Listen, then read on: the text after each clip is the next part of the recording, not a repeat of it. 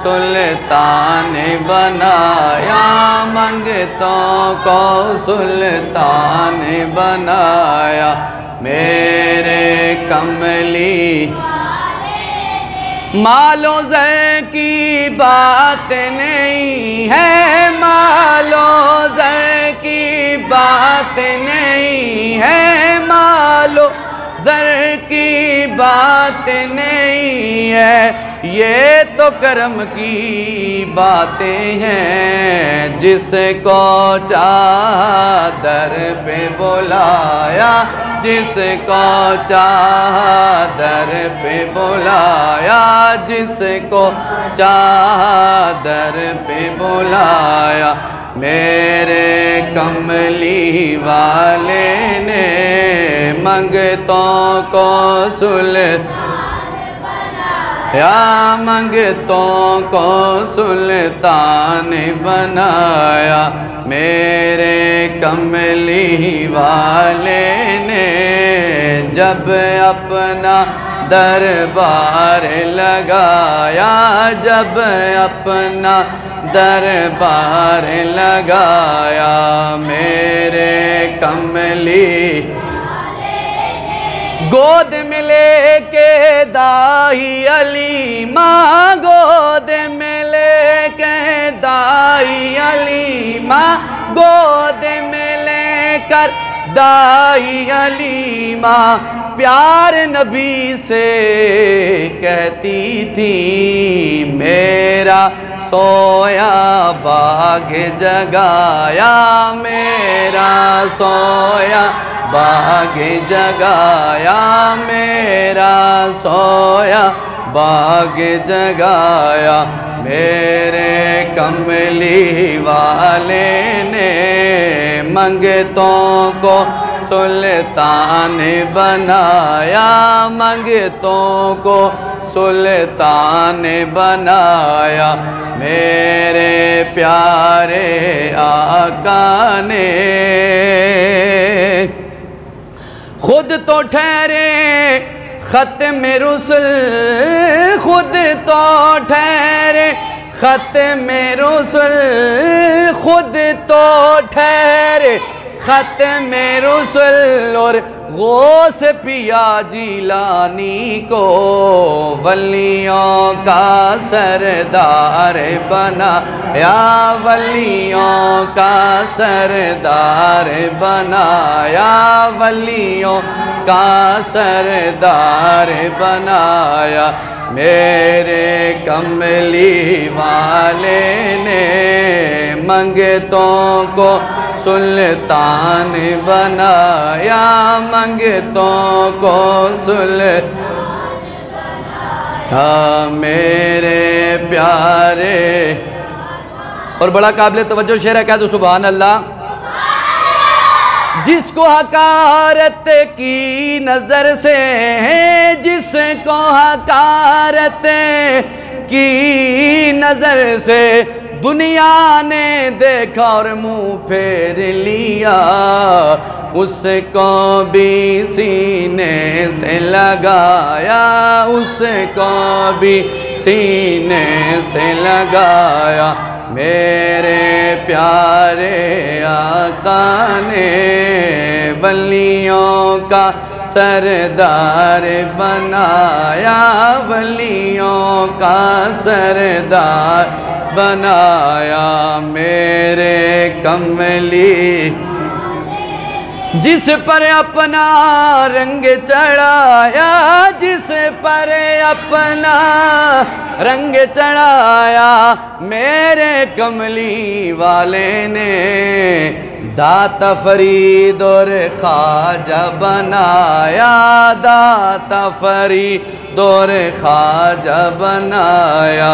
मेरे कमली वाले ने दाता फरीद और ख्वाजा बनाया, दाता फरीद और ख्वाजा बनाया। मेरे प्यारे आका ने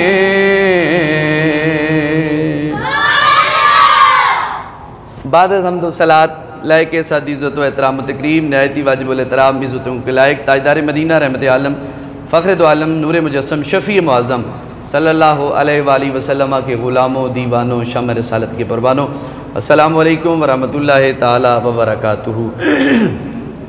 अल्लाह ताला की हम्द व सना के बाद उसकी बारगाह ख़ास में दुआए ख़ास है अल्लाह ताला हम सब का आना मिल बैठना अपनी बारगाह में कबूल मंजूर फरमाए और हम सब का आना मिल बैठना ज़रिया निजात बनाए। ज़ुल्हज शरीफ का बाबरकत बावकार महीना शुरू हो चुका है, यानी बड़ी ईद वाला महीना शुरू हो चुका है। दुआ है अल्लाह ताला हम सब को इस महीने का अदब व एहतराम नसीब फरमाए और कुरान पाक फुरकान हमीद के सूरह नाम के आय पाक के ज़िमन में मेरी ज़ुबान पर कलिमतुल हक़ जारी व सारी फरमाए, सुन सुनाकर अमल पैरा होने की तौफ़ीक़ ख़ास अता फरमाए।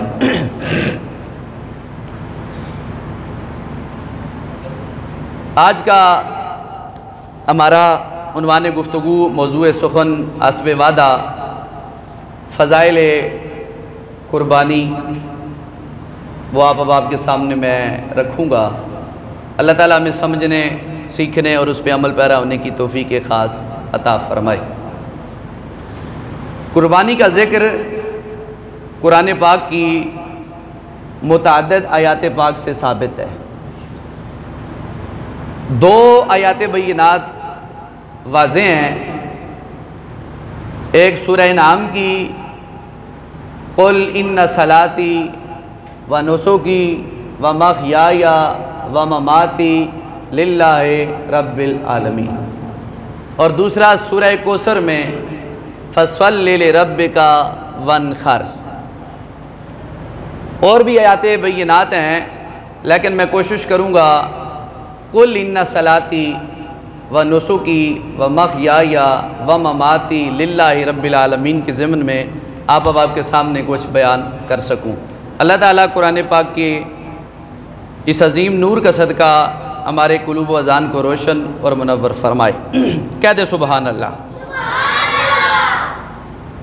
रब्बुल आलमीन परवरदिगार आलम अपने महबूब रहमत कौनैन सल्लल्लाहु ताला अलैहि वसल्लम पर जो कुरान नाजिल फरमाया, उस कुरान के अंदर मेरा परवरदिगार ऐलान फरमाता है बिस्मिल्लाह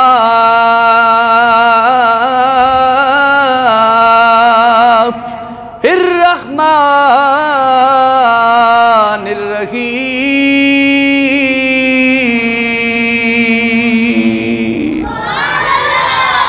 रब्बुल आलमीन का कुरान सुनते जाएं। मेरे मुस्तफ़ा फरमाते हैं जिस मुकाम पर अल्लाह का कुरान पढ़ा जाता है वहाँ पर सकीना यानी रहमत ही रहमत नाजिल होती रहती है। तो इस रिवायत को मलहूज़े खातिर रखते हुए कुरान सुनते जाएं और मोहब्बत से कहते जाएं सुभान अल्लाह। मेरा परवरदिगार ऐलान फरमाता है कुल इन्ना सलाती व नुसुकी व महयाया व ममाती लिल्लाहि रब्बिल आलमीन।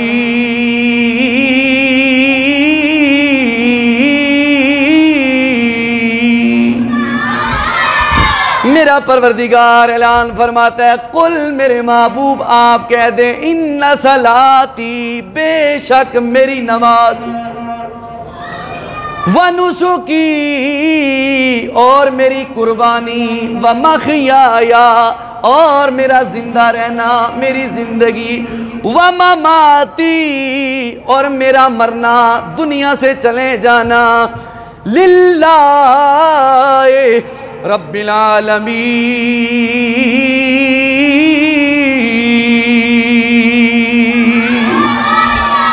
फरमाया मेरे महबूब आप कह दें बेशक जनाबे वाला मेरी नमाज मेरी कुर्बानी मेरा जीना मेरा मरना मेरा दुनिया में रहना दुनिया से पर्दा कर जाना मेरे परवरदिगार सब तेरे की तरफ से है और तू जनाबे वाला रब्बुल आलमीन है, यानी लिल्लाहि रब्बिल आलमीन, मालिक सब का सब तेरी तरफ ही है, तेरी तरफ से ये या अल्लाह। इसमें चंद चीज़ें अल्लाह तबारक व तआला ने बयान फरमाई, अपने महबूब को मुखातिब फरमाया। तवज्जो चाहूँगा, मेरी तरफ देखें। फरमाया कुल मेरे महबूब आप कह दें, इन्ना सलाती बेशक मेरी नमाज, व नुसुकी बेशक मेरी कुर्बानी, व मख्या या मेरा जिंदा रहना, व ममाती मेरा दुनिया से पर्दा कर जाना, लिल्लाहि रब्बिल आलमीन, मालिक सब तेरे लिए ही है, सब तेरे लिए है।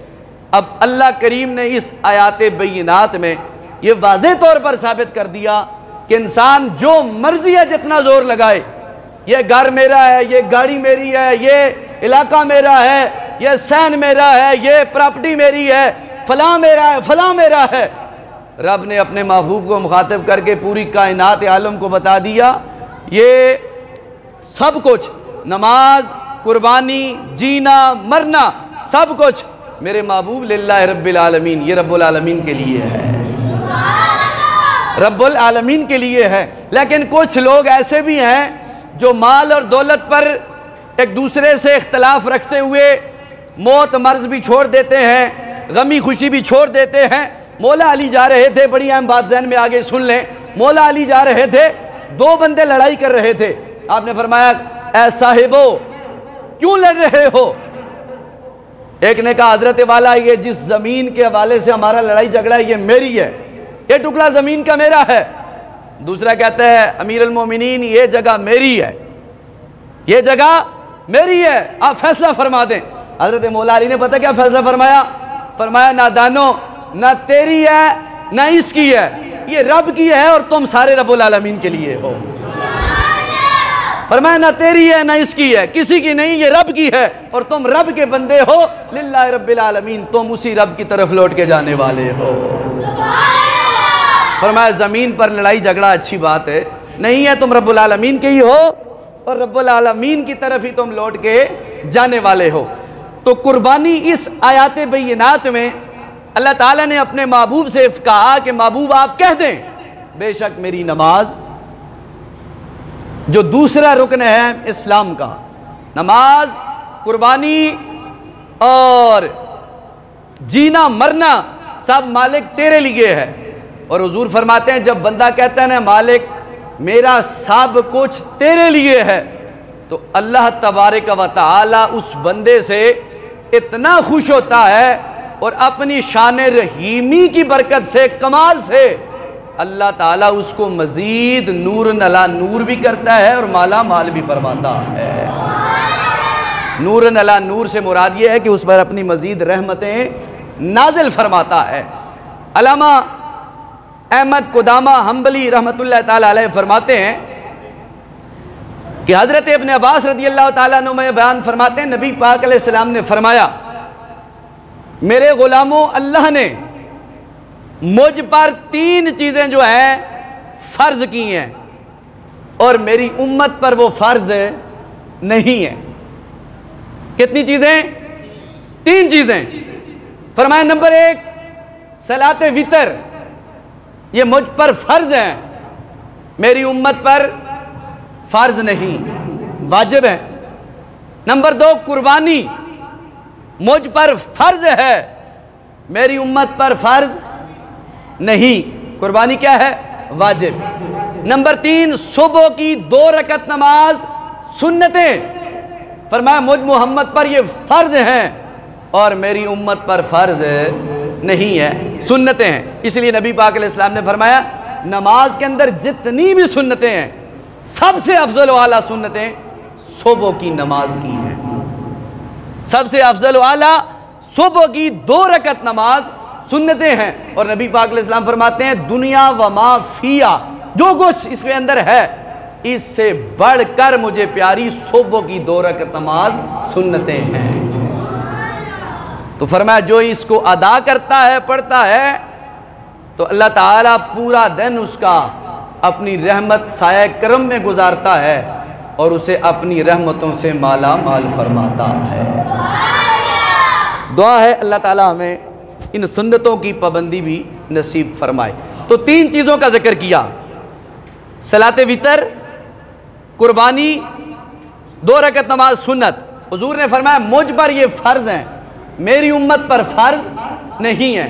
तो यहाँ से पता ये चला कि इन जो लवाज़मात हैं, अहकाम इलाही हैं, इनमें भी नबी और उम्मती आपस में बराबर नहीं है। तो पता चला महबूब अलैहिस्सलाम और उम्मती के दरमियान बहुत बड़ा दर्जा है, बहुत बड़ा फ़र्क है, जिसको नादान नहीं समझते, आले ईमान ज़रूर समझते हैं। कह दो सुभान अल्लाह। और इस रिवायत की ताईद में हज़रत इब्न अब्बास रज़ियल्लाहु ताला अन्हु खुद फरमाते हैं, हज़रत अब्बास फरमाते हैं, इमामुल अंबिया नबी पाक रहमत कुनैन सल्लल्लाहु ताला अलैहि वसल्लम ने मुझसे फरमाया, अब्बास जी या रसूल अल्लाह सल्लल्लाहु अलैहि वसल्लम, फरमाया कुर्बानी किया करो, कुर्बानी अदा किया करो, ये फ़र्ज़ नहीं है, खुश असलूबी के साथ कुर्बानी किया करो। फरमाया जो खुश असलूबी के साथ कुर्बानी करता है, अल्लाह करीम उसकी कुर्बानी को अपनी बारगाह में कबूल फरमा लेता है। फरमाया जब भी तुम कुर्बानी करो, खुश असलूबी के साथ करो, इज़हार मोहब्बत के साथ करो, तो उसको अल्लाह ताला आप अपनी बारगाह में खुद कबूल फरमा देता है। सैयदना अहमद बिन इसहाक अलैहि रहमा आप फरमाते हैं कि जो लोग कुर्बानी करते हैं उनका मुकाम अल्लाह रब्बुल आलमीन की नज़र में कितना है।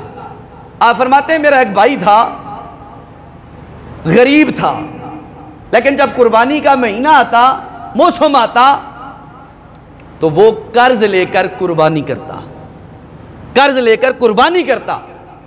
लेकिन मसला ये है कि अगर आपको आस उम्मीद है कि मैं कर्ज लेकर कुर्बानी करूं, वापस करने की ताकत है, तो आप कर सकते हैं, गरीब बंदा भी कर सकता है।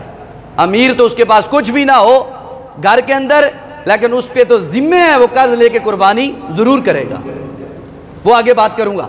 अच्छा, इब्ने इसहाक कहते हैं मेरा भाई गरीब था, जब कुर्बानी का मौसम आता तो कर्ज लेकर कुर्बानी करता, उसे बड़ा शौक था कुर्बानी करने का। अपने अपने ईमान का मसला है। आखिर एक न एक दिन हर शख्स ने मालिक की बारगाह में जाना है, फौत हो गए। कहते हैं बड़े अरसे तक भाई को ख्वाब में ना देखा, ज़ियारत ना हुई। एक दिन ऐसा हुआ मैं रात को सोया तो क्या देखता हूँ, क़यामत बपा है, लोग अपनी अपनी कब्रों से बाहर निकल रहे हैं। और इसी हाल में एक तरफ मैंने अपने भाई को देखा कि खूबसूरत अबलग घोड़े पर, चतकबरे 2 रंग का, काला और सफेद रंग का घोड़ा है, उस पर सवार है और दाएं बाएं घोड़े ही घोड़े हैं। वो बड़ी शान और मोहब्बत के साथ आ रहा है।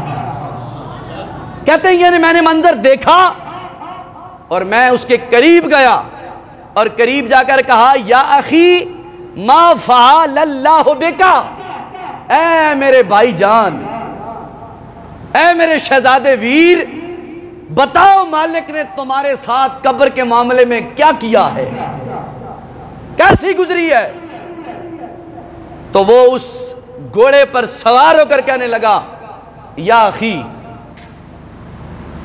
इन्नल्लाह गफूरुर रहीम, मैंने अपने रब को बड़ा गफूर और रहीम पाया, उसने मुझे बख्श दिया। तो कहा मैंने, लिमा, वो कौन सी ऐसी वजह थी जिसकी वजह से अल्लाह ने तेरी बख्शिश का परवाना जारी कर दिया। कहने लगा वो एक अमल था जिससे अल्लाह ने मेरी बख्शिश का परवाना जारी किया। पूछा क्या? फरमाया मैं एक दिन घर में मौजूद था, मेरे पास एक ज़ईफ बुढ़िया आई, ज़ईफ बुढ़िया आई, बुढ़िया,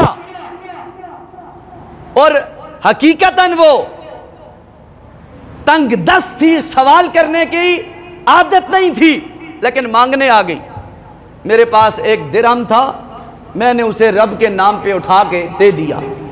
बस अर्श वाले रब को फर्श पे चलने वाले इस मुझ गुनाहगार की ये अदाब पसंद आई, मालिक ने बख्शिश का परवाना जारी फरमा दिया। रब ने बख्श दिया ये मेरा अमल देखकर।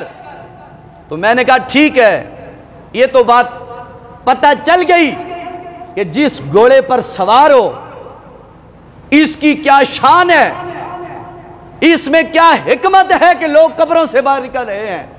तुम खूबसूरत घोड़े पर सवार हो और इस घोड़े के दाएं बाएं भी घोड़े ही घोड़े हैं। आखिर वजह क्या है? कहा भाईजान, जिस घोड़े पर मैं सवार हूं ये मेरी जिंदगी की पहली कुर्बानी है, ये मेरी जिंदगी की पहली कुर्बानी है।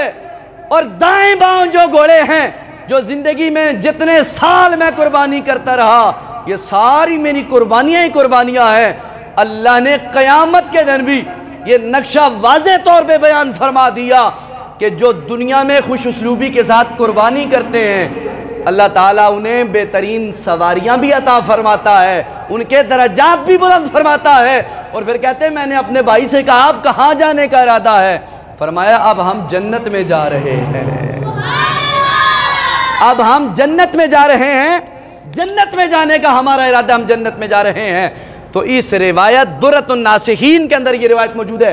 आप फरमाते हैं इस रिवायत से ये पता चला कि जो लोग खुश उसलूबी के साथ कुर्बानियाँ करते हैं, अल्लाह ताला बेखबर नहीं है, वो बाखबर है। मेरे और आपके हर अमल से बाखबर है कि किस प्यार और मोहब्बत के साथ हम कुर्बानी करते हैं और हमारी कुर्बानी किस अमल के तौर पर अल्लाह की बारगाह में कबूल की जाएगी। कुर्बानी का मकसद क्या है? पहले शराइत सुने कुर्बानी की। कुर्बानी की शराइत ये हैं, कुर्बानी मुसलमान पर, आकिल पर, बालिग पर, मुकीम पर, आज़ाद बंदे पर वाजिब है। इमाम आज़म अबू हनीफा के नज़दीक कुर्बानी मुसलमान होना, आकिल होना, बालिग होना, आज़ाद होना, मुकीम होना, उस पर कुर्बानी वाजिब है। मुसाफिर पर कुर्बानी वाजिब नहीं है। और इसमें जो हिकमतें रखी हैं वो ये है कि कुर्बानी का आखिर हुक्म दिया क्यों? कुर्बानी का हुक्म इसलिए दिया, उलमा ने लिखा कि दरअसल इंसान को अपनी औलाद से बड़ा प्यार होता है, फिर उसे अपने माल से बड़ा प्यार होता है, फिर उसे अपनी औलाद से बड़ा प्यार होता है, फिर उसे अपनी जान से बड़ा प्यार होता है। तो रब ने कहा कि अगर पैगंबर इब्राहिम की जगह इस्माइल ज़बह हो जाते तो कौन है ऐसा बंदा जो हर साल अपना बच्चा कुर्बान करता? कोई नहीं था। पैसे होने के बावजूद कुर्बानी नहीं करते तो बच्चे कैसे ज़बह करते? लेकिन ये अल्लाह की हिकमत है, मालिक जानता था हमारे अमाल से, वो बखबर था, बखबर है, बखबर रहेगा। इसकी हिकमत यह है कि जब इंसान अपनी हलाल की कमाई से कुर्बानी करता है, लन यनाल अल्लाहु लुहूमुहा वला दिमाउहा वलाकिन यनालु तक़वा मिनकुम।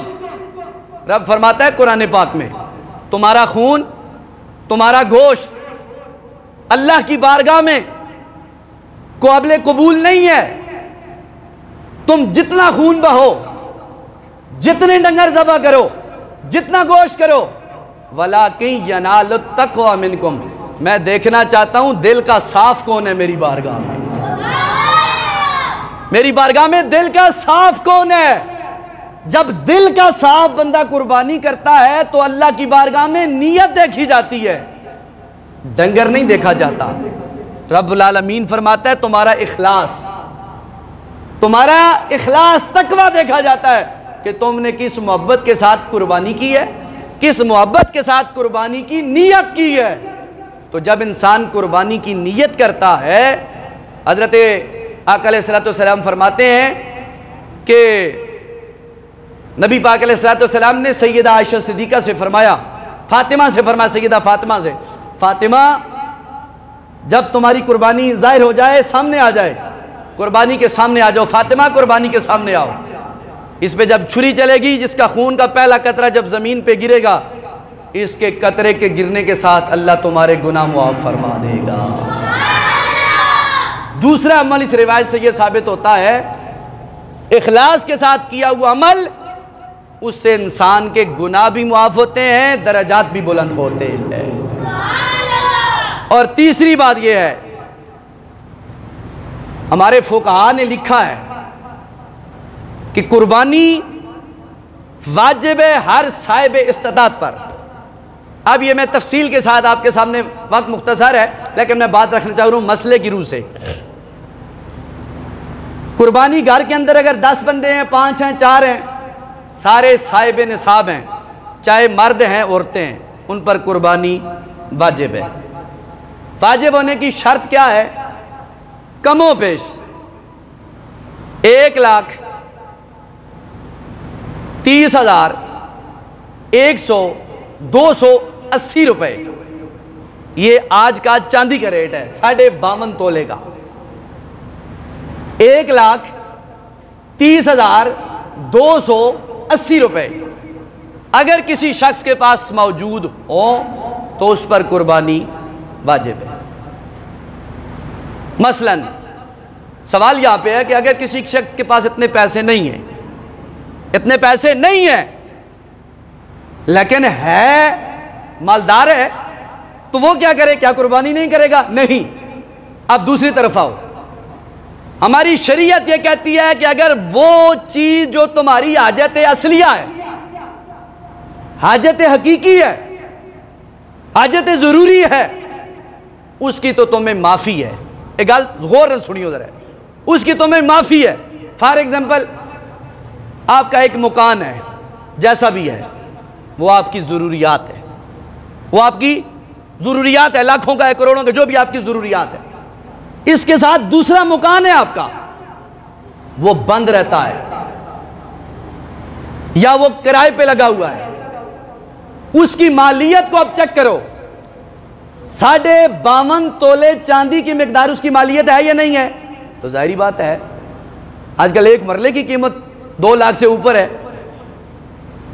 तो इस हिसाब से कोई बंदा बच सकता है कुर्बानी से।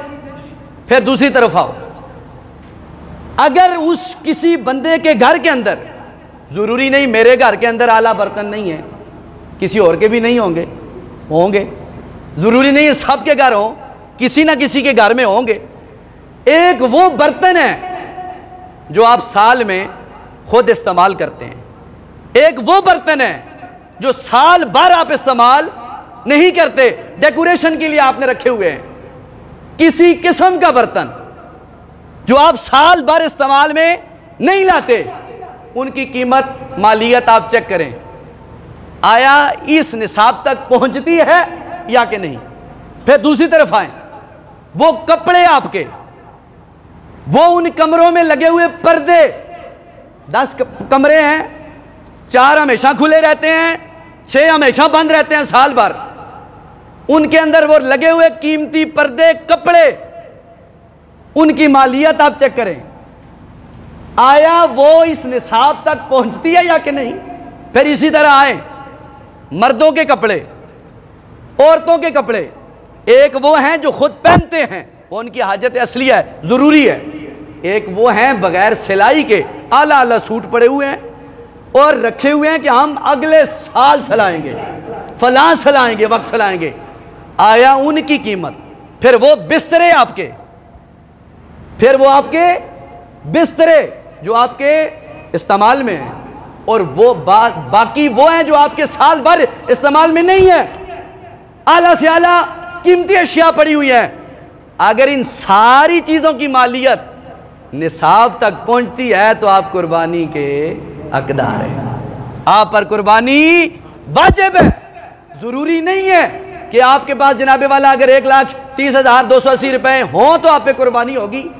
हर बंदा अपने घर का खुद वाकिफ है कि उसके घर के अंदर क्या क्या चीज है, कितनी कीमती है, कितनी कीमती नहीं। फिर दूसरी बात, एक शख्स के पास एक घर है, 3 उसके प्लाट हैं, 4 प्लाट हैं, 2 प्लाट हैं, उन प्लाटों की मालियत चेक करो आप। अगर देखो शरीयत ने एक मकान की आपको छुट्टी दी है, एक गाड़ी की आपको छुट्टी दी है, दूसरे मकान की नहीं, तीसरे प्लाट की नहीं, दूसरी गाड़ी की नहीं, एक आपकी हाजत असलिया है, इसको शरीयत कहती है, हम आपको छुट्टी देते हैं। एक आपकी ज़रूरत है, इस पे आपको कोई मालिक निसाब नहीं बनाएंगे। लेकिन इस घर के अलावा अगर आपकी प्रॉपर्टी है, जायदाद है, आप इतने अमीर तरीन इंसान हैं कि आपके पास माल दौलत है, उसके बावजूद अगर आप कुर्बानी नहीं करते तो फिर आप जुर्मदार हैं। महबूब अलैहिस्सलाम ने क्या फरमाया? जिसने गुंजाइश होने के बावजूद कुर्बानी नहीं की, उसे चाहिए कि वो हमारी ईदगाह के भी करीब ना आए। बेशक मैं और आप काटन का सूट पहन के आ जाएं ईद पढ़ने, आला खुशबू लगा के आ जाएं, लेकिन दिल यहां से काला हो, कुर्बानी से हमें माज़अल्लाह नफरत हो, या 20-25 हज़ार रुपये लग जाएंगे, हमें क्या मिलेगा, क्या होगा, तो इस चीज़ को आप मत सोचें। देखो, अगर बंदा बीमार हो जाए, बच्चा बच्ची बीमार हो जाए, खुद बीमार हो जाए, 1 लाख का भी मामला हो ना, तो हम फौरन दस्तोदस्ती हल करते हैं। यार 25 हज़ार रब के नाम के भी हम हल करने चाहिए ना। अपनी ज़ात के लिए 1 लाख 10 सेकंड मिनट के अंदर फौरन हासिल कर लेते हैं। तो कुर्बानी का वक्त आता है तो बड़े बड़े लोग कहते हैं जी हालात ख़राब है, हम 25 हज़ार 30 हज़ार लेकर कुर्बानी नहीं करते। हालांकि शरी मसला है, जो बंदा आकिल है, बालिग है, मुकीम है, आज़ाद है, मुसलमान है, अगर वो साहिब निसाब है, उसके पास मौजूदा पैसे नहीं हैं, वो कर्जा लेकर कुर्बानी ज़रूर करेगा, कुर्बानी करेगा। और फिर दूसरी बात, मैंने पहले भी इशारा दिया आपको कि अगर बाप साहिब निसाब है, बेटा साहिब निसाब है, बेटियां साहिब निसाब हैं, बेटा बाप बेटियां सब अपनी अपनी तरफ से कुर्बानियां करेंगे। बात ख़त्म है। मुझे नहीं पता, जिस नाम रब्बुल आलमीन ने मुझे और आपको जो कुछ दिया है वो तो मेरे और आपके इल्म से बाखबर है, जानता है, इसलिए कुर्बानियां हुजूर ने फरमाया खुश दिली के साथ करो। पुल्ले सिरात पे तुम्हारी ये सवारियां होंगी। ऊंट 5 साल का होना चाहिए, गाय भैंस 2 साल की होनी चाहिए, बकरा बकरी 2 साल के 1 साल का होना चाहिए, दुम्बा 1 साल का। अगर ऐसा काबिल दीद है, फरबा है, ताकतवर है और देखने में साल का लगता है तो उसकी कुर्बानी भी जायज़ है। अगर साल का बकरा है, बकरी है, दुम्बा है, उसके दांतों का मसला है, दांत नहीं गिराए या किसी जानवर ने नहीं गिराए, उम्र उसकी पूरी है, आप कुर्बानी कर सकते हैं। कुर्बानी के जानवरों के बारे में नबी पाक अलैहिस्सलाम ने फरमाया 4 किस्म के जानवर हैं जिनकी कुर्बानी नहीं लगती। आंखों से अंधा, लंगड़ा, ज़्यादा कमज़ोर और बहुत ज़्यादा बूढ़ा, इनकी कुर्बानी नहीं लगती। फरमाया जो लोग कुर्बानियाँ करते हैं उनमें कुर्बानियों करने वालों की कुर्बानियाँ सबसे ज़्यादा किन लोगों की कबूल होती हैं? जो ज़्यादा कीमत देकर खूबसूरत जानवर खरीदते हैं। ज़्यादा कीमत देकर खूबसूरत जानवर। फरमाया जिस शख्स ने कुर्बानी में यह नीयत रखी मुझे गोश्त मिलेगा, फरमाया उसकी नीयत के मुताबिक उसे गोश्त ही मिलेगा, कुर्बानी का सवाब है। होने न लोग आहने जी 7 बंदे हैं, उन पता ना 20-20 किलो भी गोश्त आसी या ना आसी, उनकी नीयत पहले ही जाहिर हो जाती है कि ये गोश्त के लिए कुर्बानी कर रहे हैं। हालांकि कभी ये मत सोचा करो, अगर किसी के दिल के अंदर ये कोई नीयत है भी तो उसे अपना किबला दुरुस्त फरमा लें। हम अल्लाह की रज़ा हासिल करने के लिए, इब्राहीम अलैहिस्सलाम की सुन्नत अदा करने के लिए, नबी पाक अलैहिस्सलाम की सुन्नत अदा करने के लिए, हुजूर के सहाबा वाले बैत की सुन्नत अदा करने के लिए और अपनी आखिरत को सीधा साफ सुथरा करने के लिए कुर्बानियाँ कर रहे हैं। इस पर हमें अजर अजीम अल्लाह ताला अता फरमाएगा। तो इसलिए गिरामिल का समईन हाज़रीन व नाज़रीन, कुर्बानियाँ बड़े अदब व एहतराम के साथ करनी चाहिए। और फिर दुम्बा, बकरी, बकरा, इनमें रंगों के मुताबिक जो सबसे ज़्यादा फजीलत है, हुजूर ने फरमाया सफ़ेद रंग वाला जो है कुर्बानियों में, सफ़ेद रंग वाला बकरा हो, बकरी हो, दुम्बा हो, उसकी सबसे ज़्यादा फजीलत है। सफ़ेद रंग की सबसे ज़्यादा फजीलत हो। तो पीर आजकल के आहने काला बकरा लाओ जी, काला बकरा लाओ, मतलब है कि काम काला काला ही है, काला बकरा लाओ। बहरहाल कहने का मेरा तंज नहीं है, मैं बात कर रहा हूँ हुजूर फरमाते हैं कुर्बानी अल्लाह की बारगाह में काबिल कबूल और बुलंद वाला कौन सी है? जिसका रंग सफ़ेद हो, जिसका रंग सफ़ेद हो वो कुर्बानी काबिल कबूल है और कामिल अतम है। अगली बात, नबी पाक रहमत कुनैन सल्लल्लाहु अलैहि वसल्लम की उम्मत के हवाले से हुजूर ने अपनी उम्मत पे यकीनन करम ही करम किया है। कुछ लोग ऐसे होते हैं कि जिन्हें बाज़ औक़ात मौका नहीं मिलता, पैसे नहीं होते, वो अपने बाल बच्चों के हकीक़े नहीं कर सकते, लेकिन जब कुर्बानी का मौसम आता है तो वो कुर्बानी के जानवर में हकीका कर लेते हैं। फ़ुक़हाए अहले सुन्नत के नज़दीक, अहनाफ के नज़दीक ये बड़ा वाज़ेह पैगाम है कि आप कुर्बानी के जानवर में हकीका भी कर सकते हैं। मसलन कुर्बानी के हिस्से आपने 3 किए, पीछे 4 हिस्से बाकी हैं, आप चाहते हैं मैं अब 2 बच्चों की तरफ से कुर्बानी करूं तो 2-2 हिस्से उन बच्चों की तरफ से अदा हो जाएंगे। जो शराइत गोश्त में ज़बह करने में कुर्बानी की है वही शराइत हकीके के अंदर है। जिस तरह कुर्बानी का गोश्त हर बंदा खा सकता है, इसी तरह हकीके का बंदा भी हर बंदा गोश्त खा सकता है। और जब बंदा हकीका करता है, उलमा फरमाते हैं कि उसके खून की मिकदार के बराबर, खून के बदले खून, गोश्त के बदले खून, अल्लाह बच्चे बच्चियों के सेहत में तंदुरुस्ती पैदा करता है और जैसे वो पलते फूलते हैं, बड़े होते जाते हैं, अल्लाह ताला उन्हें नेकी के रास्ते पे चलाता है। तो इसलिए ये बड़ा वाज़ेह मौक़िफ़ है हमारा कि आप कुर्बानी के जानवर में हकीके के हिस्से भी रख सकते हैं। अगर कोई हकीका करना चाहे तो उसे आप ये मत गुमान करें कि ये कोई नया काम कर रहा है, ये गलत काम कर रहा है। हाँ, ये बात है किसी ने मसला ना सुना हो तो उसके लिए नई बात है, जो बंदा अमल कर रहा है तो उसके लिए नई बात है, नहीं होनी चाहिए। बहरहाल आप कुर्बानी के जानवर में हिस्सा हकीकों का भी रख सकते हैं। आखिरी बात, इमामुल अंबिया रहमत कुनैन सल्लल्लाहु अलैहि वसल्लम के फरमान से और सहाबा वाली बात के अमल से साबित होता है, हुक्म है कि अगर आप अपने माँ बाप ज़िंदा हैं, फौतशुदा हैं, तो उनकी तरफ से भी कुर्बानी करना चाहें तो कुर्बानी कर सकते हैं। गुफ्तगू और भी थी लेकिन वक्त मुझे इजाज़त नहीं देता मज़ीद गुफ्तगू करूँ। दुआ है परवरदिगार आलम की बारगाह में अल्लाह ताला हमें कुर्बानियों के जानवर खुश उसलूबी के साथ ख़रीदने की और नीयतों का क़िबला दुरुस्त करने की अल्लाह तौफ़ीक़ ख़ास अता फ़रमाए। व आखिर दावा या अनिल हम्दुलिल्लाहि रब्बिल आलमीन, सुन्नतें अदा फरमाए।